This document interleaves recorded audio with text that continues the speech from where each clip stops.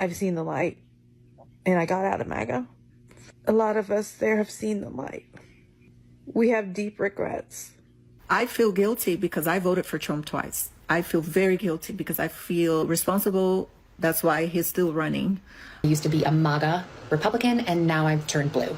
The Wall Street Journal yesterday spoke with Trump voters who just 1 month in say they are now horrified by what they helped cause when they voted for Trump. When we said safer borders, I thought he was thinking, let's stop the drugs from coming into the country. I didn't know he was going to start raiding places. She said she didn't believe he would actually follow through on some of the more hardline policies he touted during the campaign. The 49-year-old Omaha, Nebraska resident said, quote, now I'm like, dang, why didn't I just pick Kamala? Are Trump supporters regretting their vote? If you could say anything to President Trump now, what would you say? I expected better from you. I really did. I expected that you would do what was right and cut waste and fraud and all of those things that you promised us before we elected you in office, but you're not doing that. You're creating a disaster, and I don't know what America's going to look like if this continues. Did you ever think that your job would be impacted in a Trump administration? No, absolutely not. Jennifer Piggott was abruptly fired from her job at the Treasury Department's Bureau of Fiscal Service here in Parkersburg, West Virginia, along with 124 other probationary employees. She'd voted for Donald Trump and thought her government job would be safe. But to cut the knees out of the working class Americans just doesn't make sense to me. You know, it's what's the checking account look like, babe? We went through our list of items on our budget and said, what can we get rid of? And we've gotten rid of all of those things, including cable. I had my last review on the 31st of January, and I had the highest rating that you can get on a review, less than 21 days before I was terminated for my performance. Well, it sure seems like it. For President Trump, what were you hoping that he would do? I was hoping he would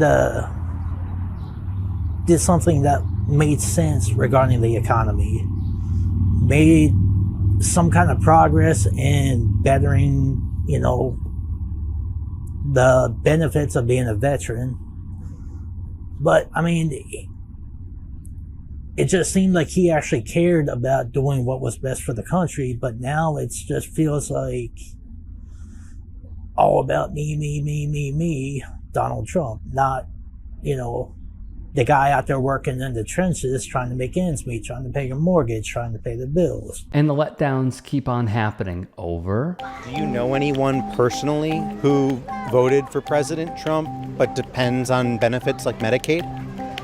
Oh yeah, I know a lot of people. Trump promised a lot of things. I thought it would be more family values and those programs that they really need here. One of those promises was to protect Medicaid, which 67% of people in this district rely on. It's the largest percentage of any district in the entire country. Can you guarantee that Medicare, Medicaid will not be touched? Yeah, I mean, I have said it so many times, we're not going to touch it. But his administration just proposed an $880 billion cut to Medicaid over the next 10 years. One resident who would be impacted by Medicaid cuts is 64-year-old Irma Arredondo, who voted for Trump in 2024. Irma has several chronic health issues, including type 1 diabetes. She's also a full-time caregiver for her daughter, who has cerebral palsy, and her sister, who has Turner syndrome. And over. Tommy Baruth thinks we already give it a chance. He's a retired soybean farmer who saw what happened in 2018 when Trump put tariffs on China. The export market just went right down the tube because these countries could buy them from other places cheaper.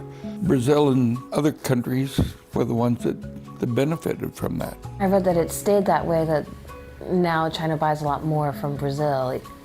Exactly. And a lot of times those markets don't come back. And over. Dear Honorable Congressman Evans, although we haven't met and are separated by generations of lived experiences, I believe we share something in common, a hope for a better world for all.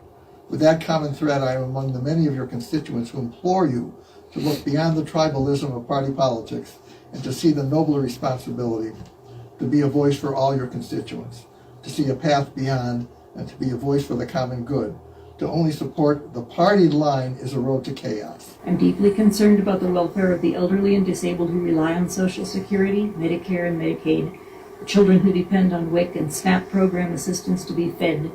Those people are your constituents. They are the people you are supposed to represent and assist. Musk is a multi-billionaire, and he should not have such power without real congressional approval. I want him to seize the control he was elected to exercise for the betterment of our nation. Don't let a billionaire take his power. And over again. All I can say, I was a dumbass, voted for Trump only because of my beliefs. People around me encouraged it. I can think for myself, yes. But I felt at the time that was the better choice. Now I'm looking at it with everything going on. It was the worst decision I ever made. I wanted not to vote. But people said you won't be able to have a say in anything if you don't vote. I totally regret this. It's pretty normal to hear so many supporters of the man they voted for say, well, I didn't vote for this, I didn't support this, or I didn't think it would affect me. Federal data shows last year vets made up 28% of the federal workforce. Vets like James Diaz. James is an Army veteran who served during the first Gulf War. He voted for President Trump 3 times. He was fired last month from his job as a fuel compliance officer with the IRS at one of their field offices in Illinois. His termination letter implied that his job performance was a factor, but Diaz disputes this claim, saying all his performance reviews were positive. You say you were treated like garbage. Walk us through what happened to you last month. On the 20th of February, I received a phone call from my supervisor and then a email shortly thereafter about how I was going to be terminated. And it basically cited my performance issues. But you provided us with a performance review, and it said you were a good worker with a good knowledge of tax law. So why would they cite that as an issue? I think it was just basically a cookie cutter email to send out. I don't think they thought it through very well at all. When it's deeply frustrating, because granted, we focus on this stuff, our audience focuses on this stuff network-wide. This audience specifically focuses on this stuff hyperactively. And the warning signs were there. And we tried one method or another to try and just ring the alarm. And clearly it didn't work. If you can and are willing, please become a paid member here at TYT Sports. And or go to tyt.com/join. In addition, you can follow me on Twitter, Instagram, and TikTok. Appreciate it. Have a great day.